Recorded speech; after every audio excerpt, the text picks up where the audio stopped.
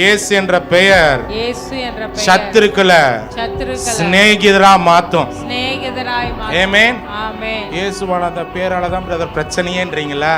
கர்த்தர் மாத்திடுவார்.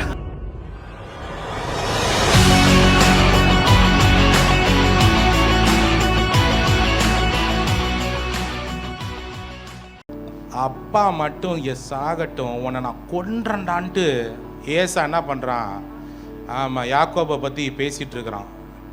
டக்குன்னு வாட்ஸ்அப்பில் மெசேஜ் வருது, ஆடியோ ப்ளே பண்ணால் ஏசாவோட குரல். எங்கள் அப்பா மட்டும் அதுக்கப்புறம் அவனை என்ன பண்ணுறேன் பாருண்ணா. அப்போவே எனக்கு பக்குன்னு ஆயிடுச்சு. போகிற வழியில் அஸ்தமனம் ஆகலை, அந்த வாய்ஸை கேட்டோன்னே செய்தி வந்தோடனே அவன் வாழ்க்கை அஸ்தமனமான மாதிரி ஆயிடுச்சு, முடிவுக்கு வந்த மாதிரி ஆயிடுச்சு. அதுக்கு பிறகு ஒரு பெரிய கதை நடக்குது. ஆண்டு பேரை இஸ்ரேல்னு மாத்துறாரு. சொல்லுங்க, ஆண்டு பேர் என்ன பண்றாரு? இஸ்ரேல் மாத்துறாரு. வெட்டுவேன்னு சொன்ன அண்ணன் விழுந்து விழுந்து கவனிக்கிறான்.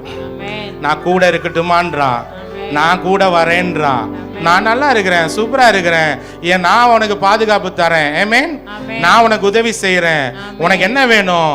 ஓ இது இது ரேச்சலா? ஓ இதுதான் லேயாலா?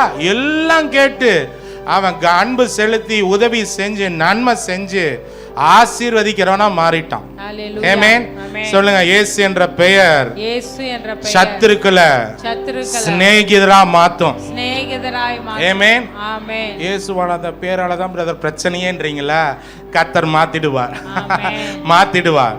சொல்லுங்க, நீ நம்புற பிரகாரம் நீ மாற்றி அமைக்க முடியும். சொல்லுங்க, நீ விசுவாசிக்கிற பிரகாரம் ஆமா எல்லாம் மாற ஆரம்பிக்கணும்.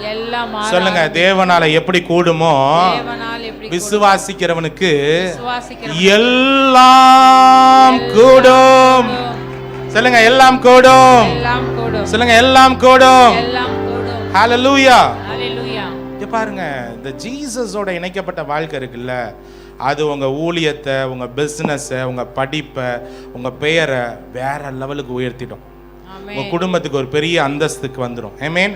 இந்த பூமியில எந்த குடும்பத்துல, எந்த இனத்துல, எந்த கலர்ல, எப்படி நீங்க பிறந்தீங்கன்றது முக்கியம் இல்லை.